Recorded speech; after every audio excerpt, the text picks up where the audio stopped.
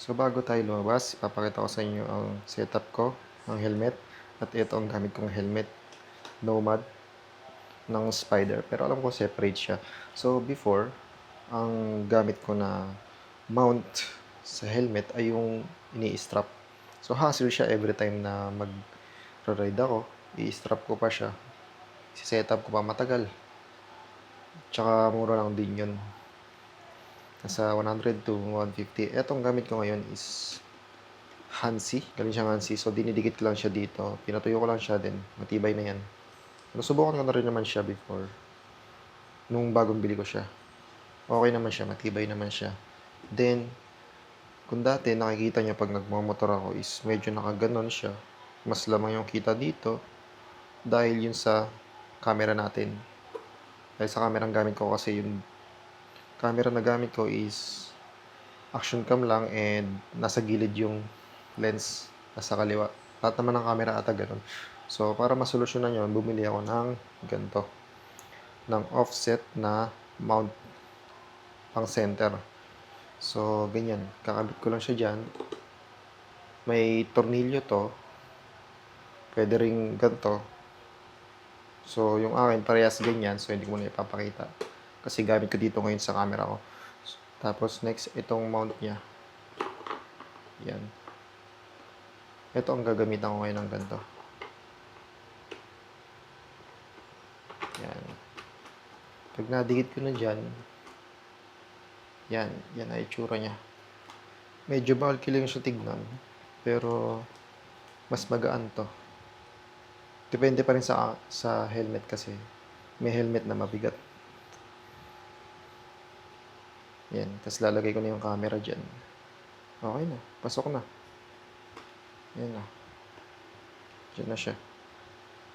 So, testing natin kung ano yung view niya kapag ginamit ko tong offset na mount. Hello, good afternoon. Time check is around 2:30 or 3. So, sana kita, kasi nagpalitan ako ng handlebar. Ko ngayon. Clubman ulit. Binalik ulit sa Clubman kasi gusto ko sakit ng katawan. So ngayon, gagawin lang natin is pakita ko lang yung view kapag naka-mount ka ng offset. Kaya pinakita ko naman sa inyo kung ano yung itsura kapag di ba? Kung ano yung itsura ng setup ko pala. Ikot lang ulit ako, then gawan ko to ng review kung mas okay nga ba to kaysa sa stock na mount, yung normal na mount lang. By the way, gawa pala to ni Hansi.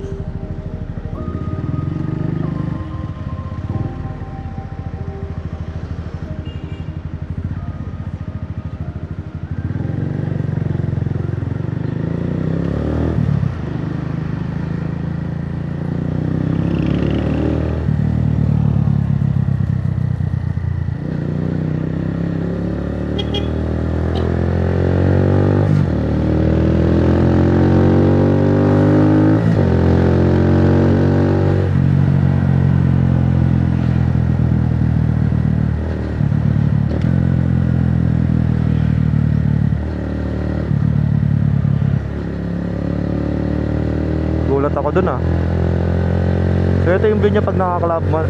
Tama, naka-clubman ako. Tapos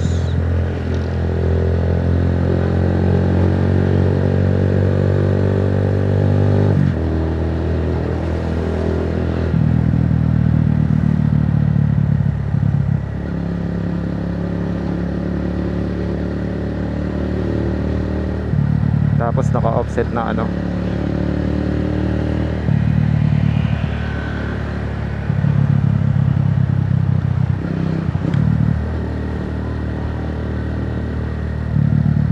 na mount.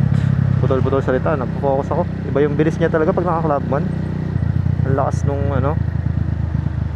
lakas ng tagos sa hangin.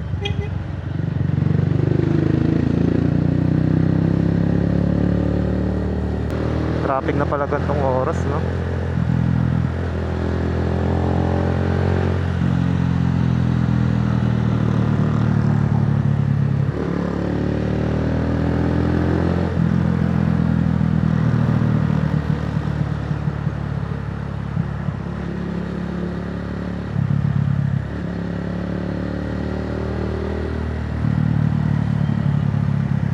Hopefully kita yung handlebar ko.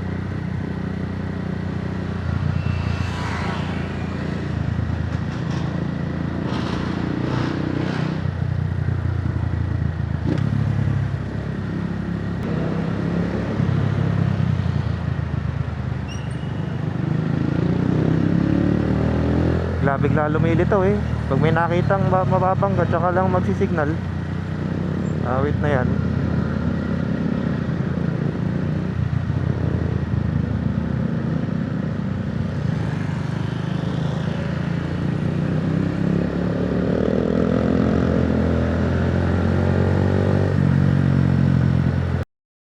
So yung mount ko pala is gawa ni Hansi. O yun, ulitin ko lang.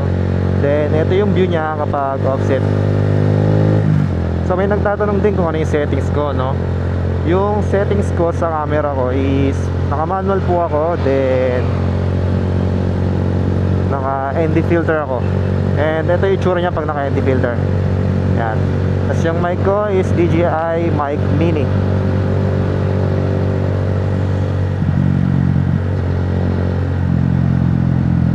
Yun lang, napakasimple lang ang setup ko. Then naka-auto lang naman yung ano, hindi ako nakadilag.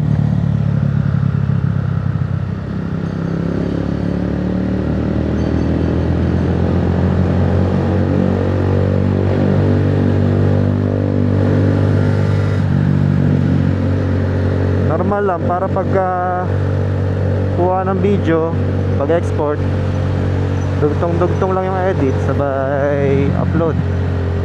Kasi napansin ko pag nakadilag ako, time consuming. Pero mas maganda yung ano nakukuha ko doon. Mas flexible yung color grading.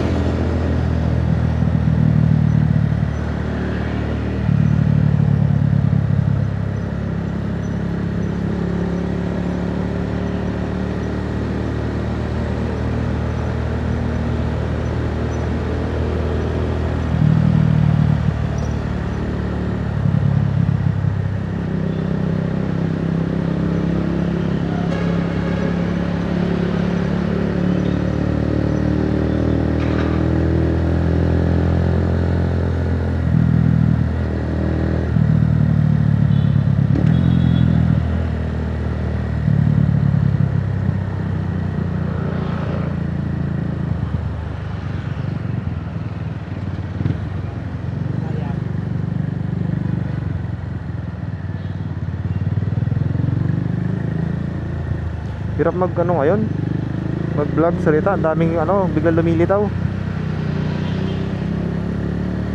So wala pala akong ride, mikot lang ako. And napansin ko lately, parang dumadami na yung lumalabas. Last na punta namin sa Marilake, grabe, takbong 40, sobrang siksikan. Ewan ko lang yung itong mga huling linggo may nakita akong post. Talagang pati kotse, ang dami, sobra crowded na. Yo, what's up? Babalik naman okay, na mukhang hindi. So, sasagot, grabe IQ ng mga nasa labas ngayon.